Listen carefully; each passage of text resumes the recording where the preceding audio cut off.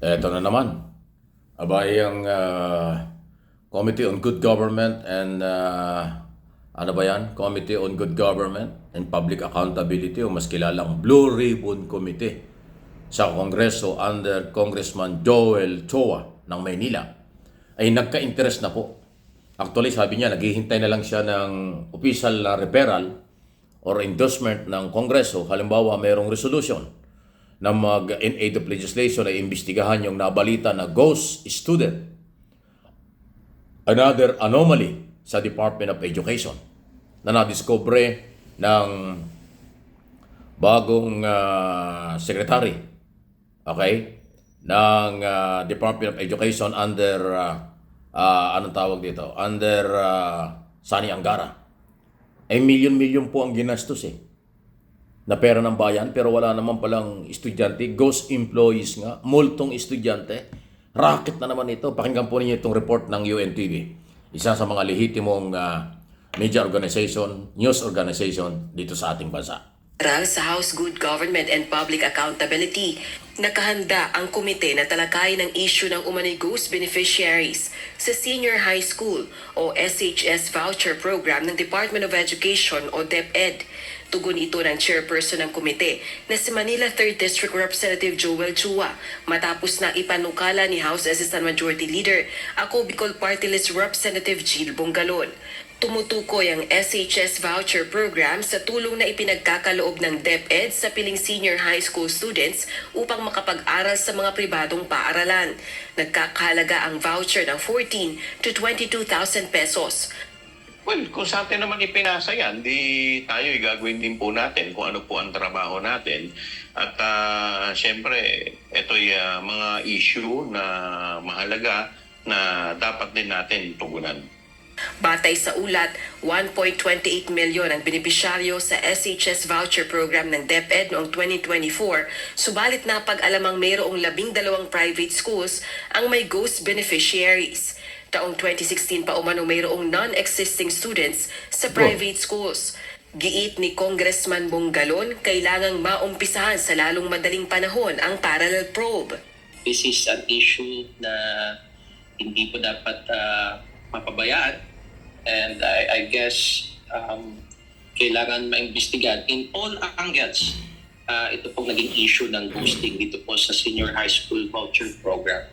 Gayunman, kasalukuyang naka-break ang Kongreso at oras na Grabe, no? Merong na-discovery ng 2024, pero nag-umpisa pa raw ito 2026. Sandali. So, sino ang nasa likod nito? Noong 2026, ang presidente si dating Pangulong Duterte. Ang naging sekretary dyan ay si Secretary Briones. Tapos pagpasok ng Marcos administration, si Vice President Sara Duterte ang ginawang Education Secretary na nag-resign siya ng 2024. Wow. May ghost student, pinagdududahan na ginastusan ng malaking pera pero mukhang wala namang estudyante. Grabe naman ito. Ay, anong gusto niyong gawin? Pati yung kinabukasan ng kabataan ay mukhang pinagkakakitaan ng iba. Kaya tama lang ang investigation in aid of legislation. Ayun na naman. Kung nangyari ito during Duterte administration, sasabihin niya, binabanata na naman sila. Abay, hindi po. Mayroong pinanguhugutan ang gagawing investigasyon. At dapat investigahan kasi people's money. Again, pera na naman ng mamamayang Pilipino ang nakataya dito. Kaya dapat talagang investigahan. Talagang alang katapusan, kung umabot ng 2024, ibig sabihin, sa ilalim ng Marcos administration ng ating Pangulo, mayroong nangyaring ganon. Kaya lang ang tanong, alam kaya ito ng dating Secretary, now Vice President Sara Duterte? Kasi siya ang Secretary mula 2022 hanggang June ng 2024. Bago ini-appoint ng Pangulo, si dating Senador, now Secretary Sani Angara. At si Angara ang nakadiscover nito. Abay, kailangan lang imbestigahan.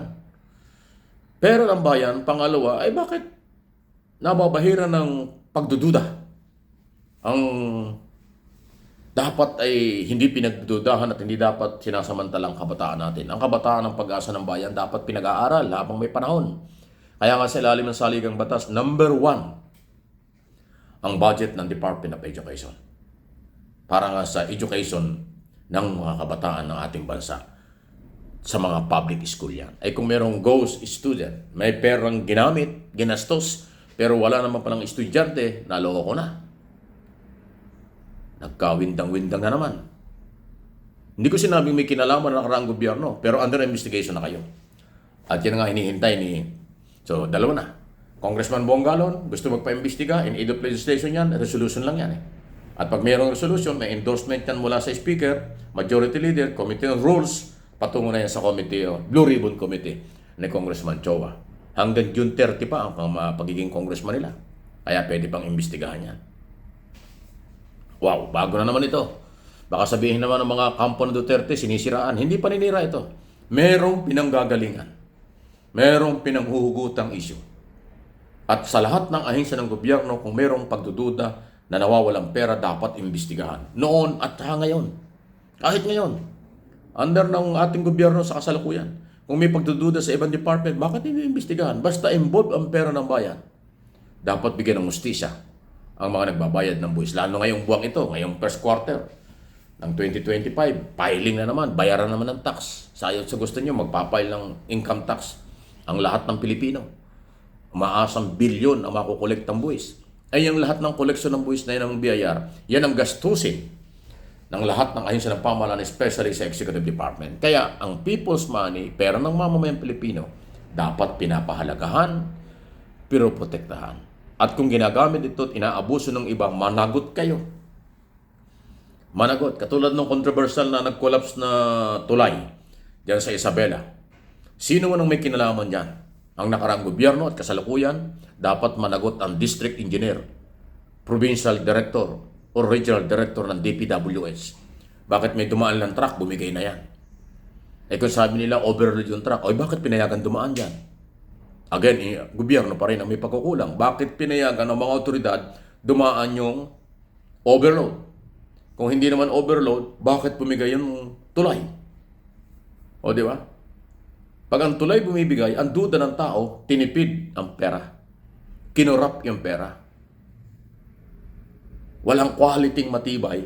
Walang quality yung tulay, yung project. Kasi kinampong yung pera.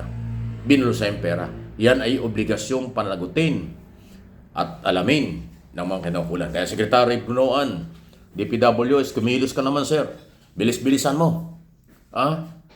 Naiipit na si Pangulong Marcos sa isyong ito kasi sinisisi ng mga anti-Marcos na may problema daw yung gobyernong ito doon sa tulay. Eh hindi nga natin alam kung kailan ginawa yan at sinong gumawa.